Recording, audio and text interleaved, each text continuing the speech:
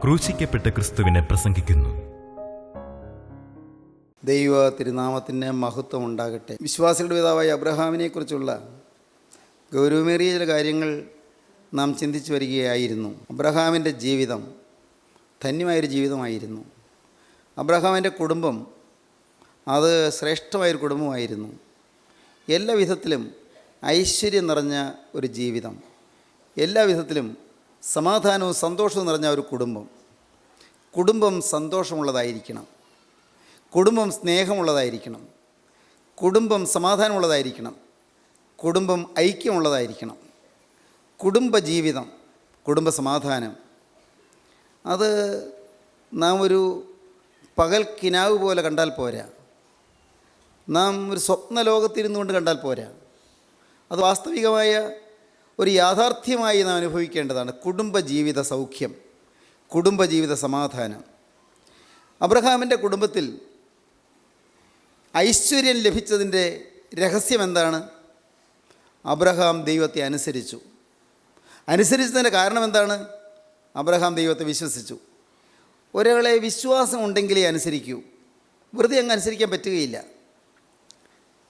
നാം അനുസരിക്കണമെന്നുണ്ടെങ്കിൽ ആളെ നമുക്ക് വിശ്വാസം വേണം. അബ്രഹാം ദൈവത്തെ വിശ്വസിച്ചു, അബ്രഹാം ദൈവത്തെ അനുസരിച്ചു. അബ്രഹാമിൻ്റെ ജീവിതത്തിൻ്റെ ഓരോ ചുവടുവെപ്പും വിശ്വാസത്തിൻ്റെയും അനുസരണത്തിൻ്റെയും ഫുട് പ്രിൻസ് ആയിരുന്നു, വിശ്വാസത്തിൻ്റെയും അനുസരണത്തിൻ്റെയും ചുവടുവെപ്പുകളായിരുന്നു. നാം വിശ്വാസമുള്ളവരായിരിക്കണം, നാം അനുസരണമുള്ളവരായിരിക്കണം. അബ്രഹാം ദൈവത്തെ വിശ്വസിച്ചു, അബ്രഹാം ദൈവത്തെ അനുസരിച്ചു. അബ്രഹാമിൻ്റെ കുടുംബത്തിൽ സമാധാനം ഇരച്ചു വന്നു. കുറച്ചു കാലം ഒരു നെടുവീർപ്പിൻ്റെ കാലം ഉണ്ടായിരുന്നു. ചില പ്രശ്നങ്ങളൊക്കെ ഉണ്ടായി, നാം അത് ചിന്തിച്ചതാണ്. സഹോദരപുത്രനായ ലോത്ത് വിരിഞ്ഞുപോയി, വേദനാകരമാണ്. ഹാഗാർ വീട്ടിൽ അന്തസ്സംഘർഷത്തിന് കാരണമാക്കി. വേലക്കാരി, അവൾ മൂലം കുടുംബത്തിൽ ചില അലോസരങ്ങളുണ്ടായി, അതും പ്രശ്നം തന്നെയാണ്. മക്കളില്ലാത്തതുകൊണ്ട് അബ്രഹാമിന് ഒരു വലിയ വിഷാദഭാവം വന്നു. സാറയ്ക്കും ഭാര്യയ്ക്കും അതേപോലെ തന്നെ വിഷാദാത്മകത്വം വന്നു. ഒരു ഡിപ്രഷൻ തീർച്ചയായിട്ടുണ്ടായി, ശരിയാണ്, ഒരു കാലം വരെ. എന്നാൽ പിന്നീടൊരു സമയം വന്നപ്പോഴേക്കും ആ കുടുംബത്തിൻ്റെ മ്ലാനത മാറി, വാട്ടം മാറി, ക്ഷീണം മാറി, തളർച്ച മാറി, ചിരിയുണ്ടാക്കി എന്നാണ് തിരുവചനം പറയുന്നത്. ചിരി. ഒരു സമയത്ത് അസ്വസ്ഥത വന്നു എന്നുള്ളത് ശരിയാണ്. നമ്മുടെ പലരുടെയും കുടുംബത്തിൽ അങ്ങനെയാണ്. ചില കാര്യങ്ങളിൽ അസ്വസ്ഥത ഉണ്ടായിട്ടുണ്ട്, ചില പ്രയാസങ്ങൾ ഉണ്ടായിട്ടുണ്ട്. പണത്തിന് ഞെരുക്കം വന്ന കുടുംബങ്ങളുണ്ട്. പരസ്പരം ഭിന്നത മൂലം അന്തസ്സംഘർഷമുണ്ടായ കുടുംബങ്ങളുണ്ട്. ആന്തരികമായ പോരാട്ടങ്ങൾ കുടുംബത്തിനുള്ളിൽ തന്നെ, അംഗങ്ങൾ തമ്മിൽ തന്നെ ഉണ്ടായിട്ടുള്ള ചില അനുഭവങ്ങൾ ഉണ്ടായി എന്ന് വരാം. ഭാര്യയും ഭർത്താവും തമ്മിൽ ഭിന്നതയുള്ള കുടുംബങ്ങളുണ്ട്. സഹോദരങ്ങൾ തമ്മിൽ അഭിപ്രായ വ്യത്യാസമുള്ള കുടുംബങ്ങളുണ്ട്. പലതരത്തിലുള്ളതായ പ്രയാസങ്ങൾ ചിലപ്പോൾ ഉണ്ടായി എന്ന് വരാം. ചിലപ്പോൾ ചില പോരായ്മകൾ, ഇല്ലായ്മകൾ അത് ജീവിതത്തെ ഞെരുക്കിയെന്ന് വരാം. ഇപ്പോൾ നിങ്ങൾ ഈ വാക്കുകൾ കേൾക്കുന്ന നിങ്ങൾ പലർക്കും ചില കാര്യങ്ങളിൽ മനസ്സിൽ അസംതൃപ്തികളുണ്ട്, മനസ്സിൽ വിഷാദാത്മകത്വമുണ്ട്, മനസ്സ് ദുഃഖിതമാണ്. ചില കാര്യങ്ങളിൽ ദുഃഖം നിറഞ്ഞു നിൽക്കുകയാണ് നിങ്ങളുടെ ഹൃദയത്തിൽ. പ്രശ്നങ്ങൾക്ക് പരിഹാരം കാണാതെ മനസ്സ് അങ്ങനെ കരിനിഴലിൻ്റെ ആ പ്രയാസത്തിൽപ്പെട്ട് ഉഴലുന്ന അനുഭവത്തിലിരിക്കുന്ന ഒരു പക്ഷേ കാണുമായിരിക്കും ഈ വാക്കുകൾ കേൾക്കുന്നതിൽ. എന്നാൽ നിങ്ങളോട് പറയട്ടെ, നിങ്ങളുടെ ജീവിതത്തിൽ ദൈവത്തെ വിശ്വസിക്കുകയും ദൈവത്തെ അനുസരിക്കുകയും ചെയ്യുവാനുള്ള വ്യക്തമായൊരു സമർപ്പണം അടിസ്ഥാനപരമായി നിങ്ങൾക്കുണ്ടെങ്കിൽ നിങ്ങൾക്കുണ്ടാകുന്ന പ്രയാസങ്ങൾ താൽക്കാലികമായിരിക്കും, തികച്ചും താൽക്കാലികമായിരിക്കും. അല്പനേരത്തേക്ക് ചില പ്രയാസങ്ങൾ പക്ഷേ വന്നു എന്ന് വരാം, പക്ഷേ നിരാശപ്പെടേണ്ട. അടിസ്ഥാനപരമായി നിങ്ങൾക്ക് ക്രിസ്തുവിലൊരു വിശ്വാസവും ക്രിസ്തുവിനോടുള്ളതായൊരു പ്രതിബദ്ധതയും നിങ്ങൾക്കുണ്ടെങ്കിൽ, ക്രിസ്തുവിനോടൊരു കടപ്പാട് നിങ്ങൾക്കുണ്ടെങ്കിൽ, ക്രിസ്തുവിനോടുള്ളതായ ഒരു സ്നേഹബന്ധം നിങ്ങൾക്കുണ്ടെങ്കിൽ, അതിൽ നിങ്ങൾക്ക് ക്രിസ്തുവിനോട് അനുസരണമുണ്ടെങ്കിൽ നിങ്ങൾക്ക് ഏറെ സമയം ദുഃഖിച്ചിരിക്കേണ്ടി വരികയില്ല. പോംവഴികൾ തെളിഞ്ഞു വരും. പാതയിൽ മുള്ളുണ്ട് ഇല്ലെന്ന് ഞാൻ പറയുകയില്ല. വഴിയിൽ മുള്ളു കിടപ്പുണ്ട്. പക്ഷേ ആ മുള്ളുകളുടെ ഇടയിൽ കൂടെ നിൻ്റെ കാല് ഓരോ പാദവും എടുത്തെടുത്ത് വയ്ക്കാൻ ചില പഴുതുകൾ തന്ന കർത്താവെന്ന് നടത്തുന്നത് കാണാം. ഈ പഴുതുകൾ, ഇടയ്ക്കിടയ്ക്ക് കിട്ടുന്ന ഈ പഴുതുകൾ സൂക്ഷിച്ച് നടക്കണമെന്നേ ഉള്ളൂ. മുള്ളുകളുടെ ഇടയിലൂടെ കടന്നു പോകാനുള്ള പഴുതുകൾ കർത്താവ് തരും. അബ്രഹാമിൻ്റെ ജീവിതം മനോഹരമായിരുന്നു. അബ്രഹാമിൻ്റെ ഭവനത്തെക്കുറിച്ച് വേദവ്യാഖ്യാതാക്കൾ പറയുന്നൊരു വാക്കുണ്ട്, എ ഡിസ്റ്റിങ്വിഷ്ഡ് ഹോം. ഒരു പ്രശസ്തമായ ഭവനം, ഒരു സവിശേഷതയുള്ള ഭവനം, ഒരു ശ്രേഷ്ഠതയുള്ള ഭവനം. A distinguished home. നമ്മുടെയൊക്കെ ഭവനം, നമ്മുടെയൊക്കെ കുടുംബം ഡിസ്റ്റിങ്വിഷ്ഡ് ആയിരിക്കട്ടെ. അത് ഒരു സവിശേഷതയുള്ളൊരു കുടുംബമായിരിക്കട്ടെ, ചില പ്രത്യേകതകളുള്ള കുടുംബമായിരിക്കട്ടെ, പ്രശസ്തമായൊരു കുടുംബമായിരിക്കട്ടെ. പണം കൊണ്ടുള്ള പ്രശസ്തിയല്ല ഞാൻ പറഞ്ഞത്, ഈ ഭൗതിക പ്രതാപം കൊണ്ടോ താടിമോടികൾ കൊണ്ടോ ഉള്ള പ്രശസ്തിയല്ല പറഞ്ഞത്, ലോകത്തിൻ്റെ ഔന്നത്യം കൊണ്ടുള്ള പ്രശസ്തിയല്ല പറഞ്ഞത്. എന്നാൽ ആത്മീയമായ തേജസ്സിൻ്റെ പ്രശസ്തി കൊണ്ട് ധന്യമായ ശ്രേഷ്ഠമായ ഉദാത്തമായ അനുഭൂതികൾ പകരുന്ന ഒരു നല്ല കുടുംബമായി നമ്മുടെ കുടുംബങ്ങൾ തീരേണ്ടതാണ്. നമ്മുടെ കുടുംബങ്ങൾ അത് ശ്രേഷ്ഠമായ കുടുംബങ്ങളായി തീരണം. അബ്രഹാമിൻ്റെ കുടുംബം it was A distinguished home. എന്നാൽ ഇസ്ഹാക്കിൻ്റെ കാലമായപ്പോഴേക്കും അല്പം വ്യത്യാസമുണ്ടായി. ഇസ്ഹാക്കിൻ്റെ കാലമായപ്പോഴേക്കും ആ കുടുംബത്തിൻ്റെ പശ്ചാത്തലത്തിൽ അബ്രഹാമിൻ്റെ കുടുംബത്തിൻ്റെ ശ്രേഷ്ഠതയുണ്ടെങ്കിലും അബ്രഹാമിൻ്റെ മകനായ ഇസ്ഹാക്കിൻ്റെ കാലമായപ്പോഴേക്കും കുറേ പ്രശ്നങ്ങൾ നാം പിന്നെയും കാണുകയാണ്. തലമുറകൾ മുന്നോട്ട് വരുമ്പോൾ പിന്നെയും പ്രശ്നങ്ങൾ ഇങ്ങനെ കരിനിഴൽ വീശിക്കൊണ്ട് കയറി വരുന്നത് കാണാം. അബ്രഹാമിൻ്റെ കുടുംബത്തിൽ അബ്രഹാം ഒരു നല്ല മാതൃക കാണിച്ചു കൊടുത്തു. A good example. ഒരു നല്ല മാതൃക കാണിച്ചു കൊടുത്തു. അബ്രഹാമിൻ്റെ ജീവിതത്തിൽ വിശ്വാസത്തിൻ്റെ നല്ല മാതൃക കാണിച്ചു കൊടുത്തു, സംതൃപ്തിയുടെ മാതൃക കാണിച്ചു കൊടുത്തു, ഇവിടെ കൂടാരവാസിയാണ് എന്നുള്ളതിൻ്റെ മാതൃക കാണിച്ചു കൊടുത്തു, താൽക്കാലിക ജീവിതമാണ് ഈ ഭൂമിയിൽ ഉള്ളതെന്ന് കാണിച്ചു കൊടുത്തു, ചെന്നിടത്തെല്ലാം യാഗപീഠം പണിതു ആരാധനയുടെ മാതൃക കാണിച്ചു കൊടുത്തു. അബ്രഹാം നല്ല നല്ല മാതൃകകൾ കാണിച്ചു കൊടുത്ത ശ്രേഷ്ഠമായ കുടുംബത്തിൽ അബ്രഹാം ആ കുടുംബത്തിൻ്റെ അധിപനായി ജീവിച്ചവനാണ്. എന്നാൽ ഇസ്ഹാക്കിൻ്റെ കുടുംബത്തിലേക്ക് വരുമ്പോൾ നാം കാണുന്നത് ഇസ്ഹാക്കിൻ്റെ കുടുംബം it was A disappointed home. അത് ഒരു നിരാശയുള്ള കുടുംബമായിട്ട് നാം കാണുന്നു. It was A disappointed home. അബ്രഹാമിൻ്റെ കുടുംബം ഡിസ്റ്റിങ്വിഷ്ഡ് ഹോം ആണെങ്കിൽ ഇസ്ഹാക്കിൻ്റെ കുടുംബം ഡിസപ്പോയിൻറ്റഡ് ഹോമാണ്. അതെന്താണ് കാരണം? കാരണം പഴയത് തന്നെ. അബ്രഹാമിൻ്റെ ഭാര്യയായ സാറ മച്ചിയായിരുന്നു. അന്ന് അബ്രഹാമിന് ഉണ്ടായി വിഷാദാത്മകത്വം, സംശയമില്ല. പക്ഷേ ഇസ്ഹാക്കിന് അത് തന്നെ. നമുക്ക് വായിക്കാം, ഉൽപ്പത്തി 25-ാം അധ്യായത്തിൻ്റെ 20-ാം വാക്യം വായിക്കാം. ഇസ്ഹാക്കിന് 40 വയസ്സായപ്പോൾ അവൻ പദ്ദൻ അരാമിലുള്ള അരാമ്യനായ ബെതുവേലിൻ്റെ പുത്രിയും അരാമ്യനായ ലാബാന്റെ സഹോദരിയുമായ റിബേക്കയെ ഭാര്യയായി പരിഗ്രഹിച്ചു. ഇസ്ഹാക്ക് റിബേക്കയെ ഭാര്യയായി സ്വീകരിച്ചു. ഇസ്ഹാക്കിന് 20 വർഷം, വിവാഹം കഴിഞ്ഞ് 20 വർഷം ഇസ്ഹാക്കിന് മക്കളുണ്ടായില്ല. കാത്തിരിക്കുന്നു. പക്ഷേ ദൈവം ഇസ്ഹാക്കിന് നല്ല വാഗ്ദാനം കൊടുത്തതാണ്. നിനക്ക് എണ്ണമറ്റ സന്തതിയെ തരുമെന്ന് അപ്പനായ അബ്രഹാമിന് കൊടുത്ത വാഗ്ദത്തം ഇസ്ഹാക്കിന് അബ്രഹാമിൽ കൂടെ അത് വ്യക്തമായി ദൈവത്തിൻ്റെ പരിശുദ്ധാത്മാവ് കൊടുത്തതാണ്. അബ്രഹാമിൽ കൂടെ ഇസ്ഹാക്കിന് ആ ഉറപ്പ് കിട്ടിയതാണ്. പക്ഷേ ഇസ്ഹാക്കിന് വിശ്വാസത്തിൽ അബ്രഹാമിനെ പോലെ ഉറയ്ക്കാൻ കഴിയുന്നില്ല. ഇസ്ഹാക്കിന് എന്തെങ്കിലും പോരായ്മയുണ്ട് എന്നല്ല ഞാൻ പറഞ്ഞത്. പക്ഷേ അബ്രഹാമിനെ പോലെ പ്രത്യാശയോടെ വിശ്വാസത്തിൽ ഉറയ്ക്കാൻ ആദ്യ സമയത്ത് കഴിയുന്നില്ല. എന്നാൽ ഒരു കാര്യത്തിൽ അപ്പനെ ഈ മകൻ ശരിക്കും അനുകരിച്ചു. അതാണ് നമ്മൾ ആ വാക്യത്തിൽ വായിക്കുന്നത്. ഭാര്യ മച്ചിയായിരുന്നത് കൊണ്ട്, തൻ്റെ ഭാര്യ മച്ചിയായിരുന്നതുകൊണ്ട് ഇസ്ഹാക്ക് അവൾക്ക് വേണ്ടി യഹോവയോട് പ്രാർത്ഥിച്ചു. യഹോവ അവൻ്റെ പ്രാർത്ഥന കേട്ടു. ഇസ്ഹാക്ക് യഹോവയോട് പ്രാർത്ഥിച്ചു. ഈ അപ്പനെ പോലെ തന്നെ മകനും പ്രാർത്ഥിച്ച കാര്യങ്ങൾ സാധിക്കുന്ന ഒരു നല്ല പ്രകൃതം ഉണ്ടായിരുന്നു.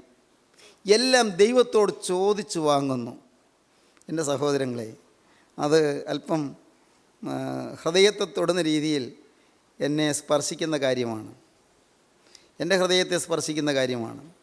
എല്ലാം ദൈവത്തോട് ചോദിച്ചു വാങ്ങണം. നിങ്ങൾ പഠിക്കുന്ന കുട്ടികൾ ഈ വാക്കുകൾ കേൾക്കുന്നില്ലേ? നിങ്ങൾ പരീക്ഷയുടെ വിജയം ദൈവത്തോട് ചോദിച്ചു വാങ്ങണം. പരീക്ഷ എന്ന് കേൾക്കുമ്പോൾ നിങ്ങൾ അമ്പരക്കേണ്ട ആവശ്യമില്ല. പരീക്ഷ ഹോളിൽ ചെല്ലുമ്പോൾ നിങ്ങളുടെ കൈ വിറയ്ക്കേണ്ട കാര്യമില്ല. ദൈവത്തിന് സ്തോത്രം. നിങ്ങൾ ജീവിതത്തിലൊരു നിഷ്ഠ എടുത്തിട്ടുണ്ടെങ്കിൽ, ജീവിതത്തിൽ വ്യക്തമായൊരു വാക്ക് പറഞ്ഞിട്ടുണ്ടെങ്കിൽ, കർത്താവിനോടൊരു വാക്ക് പറഞ്ഞിട്ടുണ്ടെങ്കിൽ, മനസ്സറിഞ്ഞ് ഈ ശരീരത്തെയോ ഈ മനസ്സിനെയോ എൻ്റെ ഹൃദയത്തെയോ ശത്രുവായി പിശാച് തൊടുവാൻ, ഒരു പാപം വരുവാൻ ഞാൻ സമ്മതിക്കുകയില്ല. ഈ ഒരു തീരുമാനം നിങ്ങൾക്കുണ്ടോ? പ്രിയപ്പെട്ടവരെ, നിങ്ങളോട് പറയട്ടെ, ആ തീരുമാനം ഉണ്ടെങ്കിൽ വ്യക്തമാണ്, നിങ്ങൾ ഭയപ്പെടേണ്ട, ഒട്ടും അധീരത വരണ്ട, ഒരു കാരണവശാലും നിങ്ങൾ ഭീരുക്കളാകണ്ട, നിങ്ങൾ പേടിക്കേണ്ട. ക്രിസ്തു നിങ്ങളുടെ കൂടെ ഇരിക്കും. ക്രിസ്തുവിനെ നിങ്ങളുടെ ഭാവിയെ നിങ്ങൾ ഏൽപ്പിച്ചെങ്കിൽ, നിങ്ങളുടെ ജീവിതം ക്രിസ്തുവിൻ്റെ കരങ്ങളിലേക്ക് കൊടുത്തെങ്കിൽ നിങ്ങൾ ഭയപ്പെടേണ്ട. ക്രിസ്തുവിൻ്റെ സാന്നിധ്യം നിങ്ങളോടുകൂടെ പോരും. നിങ്ങൾ പരീക്ഷാ ഹാളിലേക്ക് ചെല്ലുമ്പോൾ നിങ്ങളുടെ മുൻപേ യേശു കടന്നു ചെല്ലും. നിങ്ങൾ പരീക്ഷാ ഹാളിൽ ഇരിക്കുമ്പോൾ യേശു നിങ്ങളുടെ ഒപ്പം വന്നിരിക്കും. നിങ്ങൾ പേന എടുക്കുമ്പോൾ യേശുവിൻ്റെ കരം ആ പേനയിൽ പിടിച്ചിരിക്കും. പ്രിയപ്പെട്ടവരെ, ഇത് നിങ്ങൾക്ക് അനുഭവിക്കാമെന്നാണ് ഞാൻ പറഞ്ഞത്. കുട്ടികൾ, പഠിക്കുന്ന കുട്ടികൾ കേൾക്കൂ. അതുപോലെ തന്നെ നിങ്ങളുടെ ജീവിതത്തിൽ ഏതേത് രംഗങ്ങളിൽ നിൽക്കുന്നു, നിങ്ങൾ ചില ഊരാക്കുരുക്കളിൽപ്പെട്ട് ഉഴലുമ്പോൾ, മനസ്സ് വലയുമ്പോൾ, സങ്കീർണമായ പ്രശ്നങ്ങളിൽപ്പെട്ട് നിങ്ങളുടെ ഹൃദയം വേവലാതി കൊണ്ട് അഴലുമ്പോൾ, അപ്പോൾ നിങ്ങൾ വിളിച്ചുകൊള്ളൂ ദൈവത്തെ. കഷ്ടകാലത്ത് വിളിച്ചപേക്ഷിക്കുക, ഞാൻ നിന്നെ വിടുവിക്കുകയും നീ എന്നെ മഹത്വപ്പെടുത്തുകയും ചെയ്യും. 50-ാം സങ്കീർത്തനം 15-ാം വാക്യം. കഷ്ടകാലത്ത് വിളിച്ചപേക്ഷിക്കുക, ഞാൻ നിന്നെ വിടുവിക്കുകയും നീ എന്നെ മഹത്വപ്പെടുത്തുകയും ചെയ്യും. ദൈവത്തോട് ചോദിക്കുക, ദൈവത്തോട് യാചിച്ച് വാങ്ങുക, ദൈവത്തോട് അപേക്ഷിച്ച് വാങ്ങുക, ദൈവത്തോട് യാചിച്ച് വാങ്ങിച്ചെടുക്കുക. ദൈവത്തിന് സ്തോത്രം, ദൈവത്തിന് സ്തോത്രം. ഇതാണ് നാം കാണുന്നത്. ഇസ്ഹാക്ക് ചോദിച്ച് വാങ്ങി, ഭാര്യയ്ക്ക് വേണ്ടി അപേക്ഷിക്കാൻ പോവുകയാണ്. കർത്താവേ, എൻ്റെ അമ്മ സാറ മച്ചിയായിരുന്നെന്ന് ഞാൻ കേട്ടിട്ടുണ്ട്. എന്നെ പ്രസവിക്കുന്നതിന് മുൻപ് വർഷങ്ങൾ എൻ്റെ അമ്മ മച്ചിയായിരുന്നതാണ്. ഒരു പ്രതീക്ഷയുമില്ലായിരുന്നെന്നൊക്കെ അപ്പൻ പറഞ്ഞ് കേട്ടിട്ടുണ്ട്. അമ്മയും പറഞ്ഞ് ദൈവത്തെ സ്തുതിക്കുന്നത് ഞാൻ കണ്ടിട്ടുണ്ട്. എൻ്റെ അപ്പൻ്റെ അമ്മയുടെ അനുഭവം അത് ഞാൻ കേട്ടിട്ടുണ്ട്. എൻ്റെ കർത്താവേ, ഇപ്പോൾ ഞാനും ഏതാണ്ട് അതേ അനുഭവത്തിൽ കൂടി പോകുന്നല്ലോ, അതേ പ്രശ്നം ഞാനും നേരിടുന്നല്ലോ. എൻ്റെ കർത്താവേ, എൻ്റെ ഭാര്യയും വന്ധ്യയായിരിക്കുന്നല്ലോ, ഒരു കുഞ്ഞിനെ പ്രസവിക്കാനുള്ള കഴിവില്ലാതിരിക്കുന്നല്ലോ. കർത്താവേ, ദൈവമേ, നിനക്ക് അസാധ്യമായിട്ട് എന്തുണ്ട്? കർത്താവേ, നിൻ്റെ കരമല്ലേ ഞങ്ങളൊക്കെ മെനഞ്ഞത്, നിൻ്റെ കൈയല്ലേ ഞങ്ങളൊക്കെ സൃഷ്ടിച്ചുണ്ടാക്കിയത്. കർത്താവേ, എൻ്റെ ഭാര്യയുടെ മേൽ നിൻ്റെ കരം ഒന്ന് വെക്കണമേ, മെനഞ്ഞ കൈ തന്നെ ഒന്ന് വെക്കണമേ. അങ്ങനെ ഇസ്ഹാക്ക് പ്രാർത്ഥിച്ചു കാണും. നാം അത്രയ്ക്കൊന്നും വായിക്കുന്നില്ല. ഇസ്ഹാക്ക് യഹോവയോട് പ്രാർത്ഥിച്ചു. എന്താ വായിക്കുന്നത്? അങ്ങനെയാണ്. ഭാര്യ മച്ചിയായിരുന്നുകൊണ്ട് ഇസ്ഹാക്ക് അവൾക്ക് വേണ്ടി യഹോവയോട് പ്രാർത്ഥിച്ചു. യഹോവ അവൻ്റെ പ്രാർത്ഥന കേട്ടു. ആ കുടുംബത്തിൽ കുറേ കാലം ആന്തരികമായ ഒരു സംഘർഷാവസ്ഥ നിലനിന്നിരുന്നു. നല്ല ഒരു ആരംഭമുള്ള കുടുംബമാണ്. പക്ഷേ നല്ല ആരംഭം ഉണ്ടായിരുന്നെങ്കിലും ആ ആരംഭം കഴിഞ്ഞ് കുറച്ച് വന്നപ്പോൾ അവിടെ നിരാശ നിഴലിട്ടു. നന്നായിട്ട് ആരംഭിച്ച ദൈവമക്കളുണ്ട്.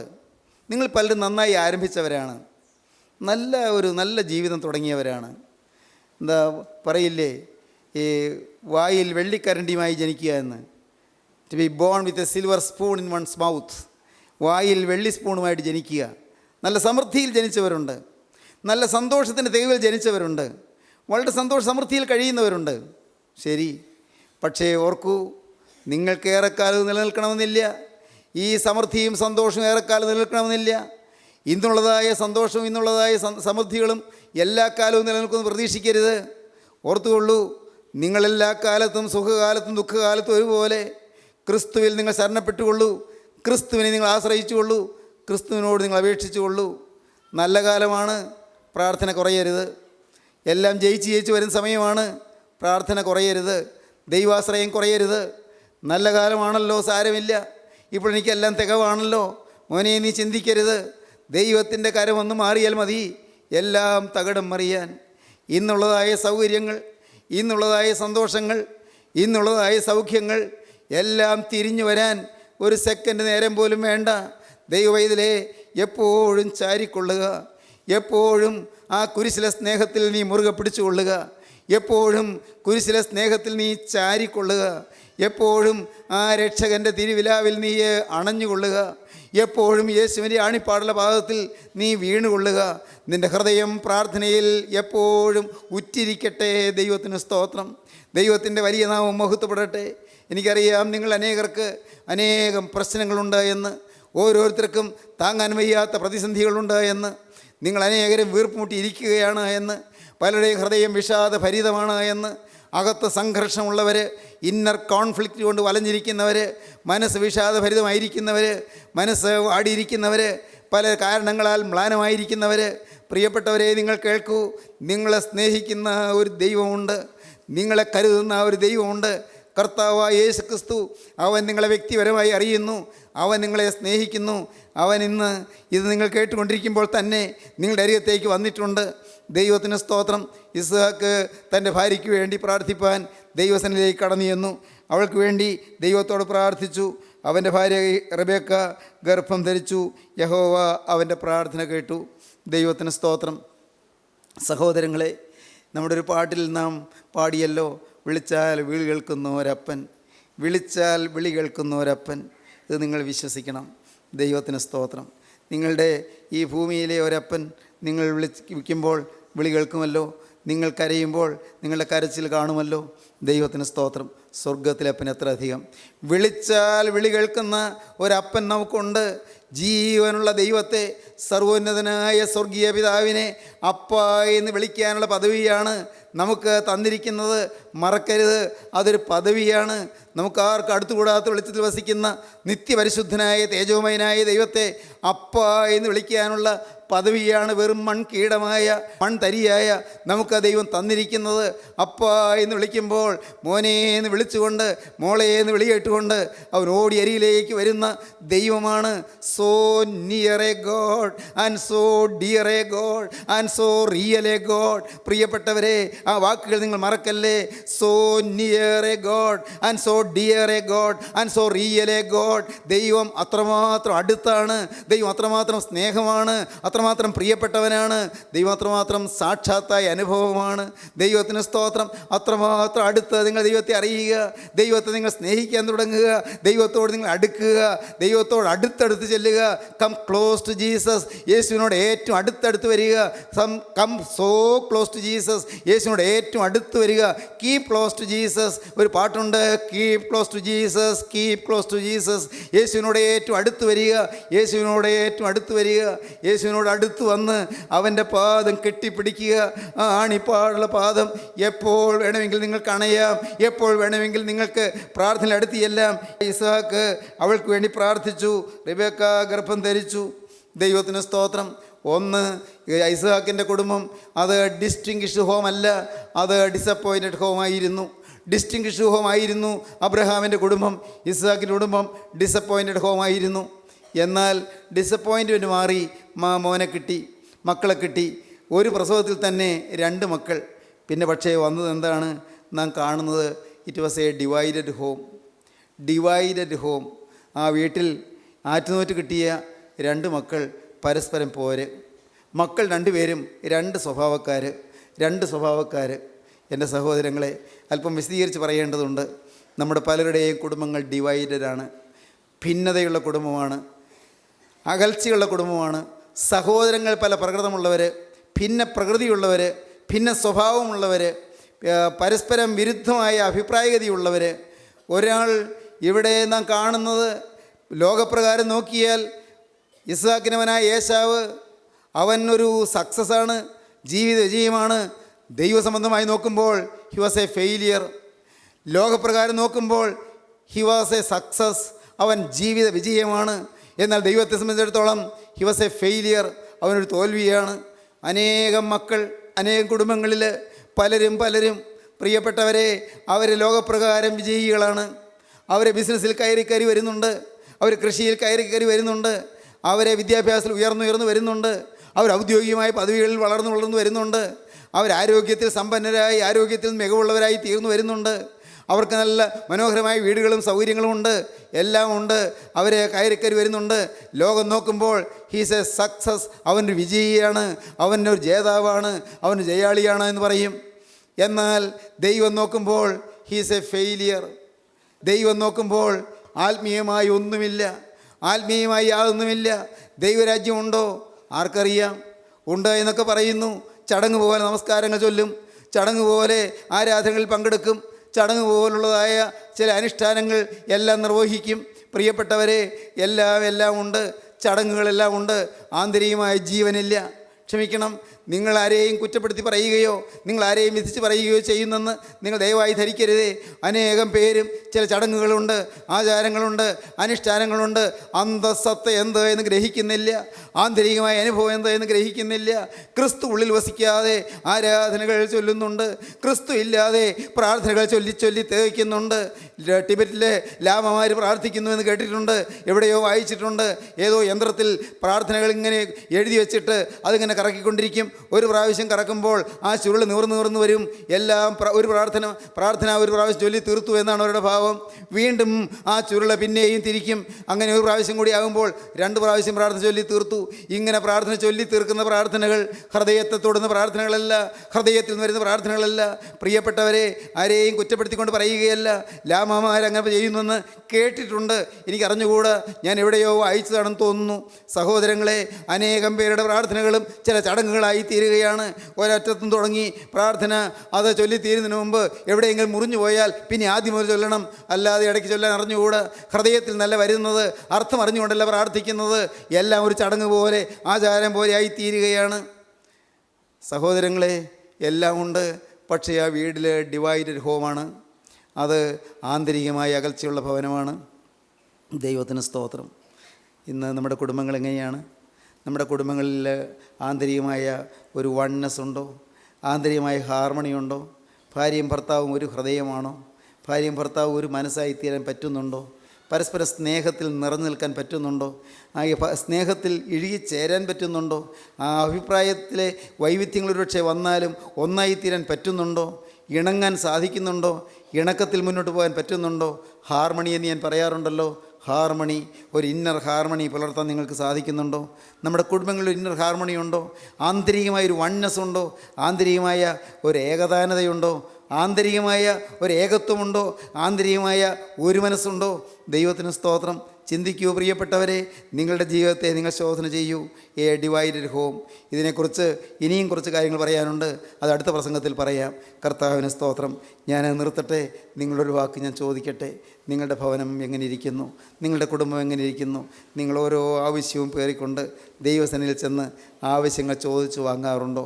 പ്രാർത്ഥന, ഹൃദയം തൊട്ടുള്ള പ്രാർത്ഥന, ഉള്ളുരുകിയുള്ള പ്രാർത്ഥന, ഹൃദയത്തിൻ്റെ അടിത്തട്ടിൽ നിന്ന് ഉയർന്നു വരുന്ന പ്രാർത്ഥന ദൈവസന്നിധിയിലേക്ക് സമർപ്പിക്കാൻ നിങ്ങൾക്ക് കഴിഞ്ഞിട്ടുണ്ടോ? ഇല്ലെങ്കിൽ ഇന്ന് നമുക്ക് തുടങ്ങാം പ്രിയപ്പെട്ടവരെ. ഇവിടെ തുടങ്ങാൻ നമുക്ക് ഒരു ആന്തരികമായ ക്രിസ്തുവിനോടുള്ള ബന്ധത്തിലുള്ള ഒരു പ്രാർത്ഥനയിലേക്ക് നമുക്ക് വരാം. പോരാ, നമ്മുടെ കുടുംബത്തിൽ ഡിവൈഡഡ് ഹോം ആണെങ്കിൽ, പരസ്പര അകൽച്ചയുണ്ടെങ്കിൽ, സഹോദരങ്ങൾ തമ്മിൽ ഭിന്നതയുണ്ടെങ്കിൽ, ഭാര്യയും ഭർത്താവും തമ്മിൽ അകൽച്ചയുണ്ടെങ്കിൽ, മാതാപിതാക്കളും മക്കളും തമ്മിൽ ഇഷ്ടക്കുറവുണ്ടെങ്കിൽ, പ്രിയപ്പെട്ടവരെ, എല്ലാം മാറ്റി ഐക്യം പുലരുന്ന ഒരു നല്ല സമാധാനവും സ്നേഹവും സന്തോഷവും സൗഹൃദവും തിങ്ങുന്ന ഒരു നല്ല കുടുംബാന്തരീക്ഷം നമുക്കിന്ന് തുടങ്ങാം പ്രിയപ്പെട്ടവരെ. അത് നമുക്ക് വേണമെങ്കിൽ സാധിക്കും. യേശു ക്രിസ്തു അത് തരുവാനാണ് ക്രൂശിൽ മരിച്ചത്. ക്രൂശിലെ സ്നേഹം നിങ്ങളെ സമീപിക്കുകയാണ്. ആ സ്നേഹം നിങ്ങളെ മാടി അടുപ്പിക്കുകയാണ്. ആ സ്നേഹം നിങ്ങളോട് വാദിക്കുകയാണ്. മകനെ വരിക, മകളെ വരിക, ഐക്യത്തിൽ പുലരുക, ഐക്യത്തിൽ ഒന്നായി തീരുക. പരസ്പരം അകന്ന് കഴിയല്ലേ, പരസ്പരം ഭിന്നിച്ച് കഴിയല്ലേ. പുറമേയുള്ള ഒന്നിപ്പുണ്ടെങ്കിലും അകമേ ഒന്നിപ്പില്ലാതെ, അകമേ ഹാർമണി ഇല്ലാതെ ഇനിയും കുഞ്ഞെ നീ കഴിയല്ലേ. ഇനിയും അകമേ ഒന്നായിരിക്കുക, ഒന്നായി ഒരു ഹൃദയമായി, ഒരു ലക്ഷ്യമായി, ഒരു ലാക്കായി, ഒരു ഹൃദയത്തോടെ നിങ്ങൾ മുന്നോട്ട് പോവുക. അതിനായി നിങ്ങളുടെ ജീവിതം സമർപ്പിക്കുക. അത് ക്രിസ്തു സാധിപ്പിച്ചു തരാമെന്ന് കർത്താവ് പറയുന്നു. മകനെ, നീ എൻ്റെ അടുക്കിലേക്ക് വരിക, മകളെ നീ എൻ്റെ അടുക്കിലേക്ക് വരിക, എൻ്റെ ക്രൂസിൻ ചുവട്ടിലേക്ക് വരിക. ക്രൂസിലെല്ലാ പ്രശ്നവും തീരുമെന്ന് കർത്താവ് പറയുന്നു. എല്ലാം തീരും, എല്ലാം മാറി പുതിയ ജീവിതം തുടങ്ങാമെന്ന് കർത്താവ് പറയുന്നു. ഈ മഹാസൗഭാഗ്യത്തിലേക്ക് യേശുനാഥൻ നിങ്ങളെ ക്ഷണിക്കുന്നു. യേശു നിങ്ങളെ മാടി വിളിക്കുന്നു.